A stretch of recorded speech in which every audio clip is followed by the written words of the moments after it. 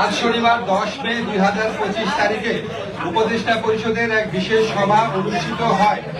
সভায় আন্তর্জাতিক অপরাধ ট্রাইব্যুনাল আইনের সংশোধনী অনুমোদিত হয়েছে।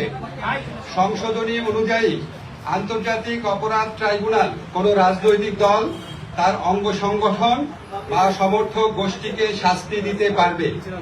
উপদেষ্টা পরিষদের বৈঠকে আন্তর্জাতিক অপরাধ ট্রাইব্যুনালে বাংলাদেশের আওয়ামী লীগ ও তার নেতাদের বিচার কার্য সম্পন্ন না হওয়া পর্যন্ত দেশের নিরাপত্তা ও সার্বভৌমত্ব রক্ষা, জুলাই আন্দোলনের নেতাকর্মীদের নিরাপত্তা এবং আন্তর্জাতিক অপরাধ ট্রাইব্যুনালের বাদী ও সাক্ষীদের সুরক্ষার জন্য সন্ত্রাস বিরোধী আইনের অধীনে সাইবার স্পেস সহ আওয়ামী লীগের যাবতীয় কার্যক্রম নিষিদ্ধ করার সিদ্ধান্ত গ্রহণ করা হয়েছে।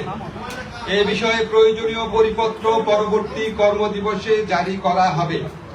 এর পাশাপাশি আজকের উপদেষ্টা পরিষদের বৈঠকে জুলাই ঘোষণাপত্র আগামী 30 কার্যদিবসের মধ্যে চূড়ান্ত করে প্রকাশ করার সিদ্ধান্ত গৃহীত হয়েছে।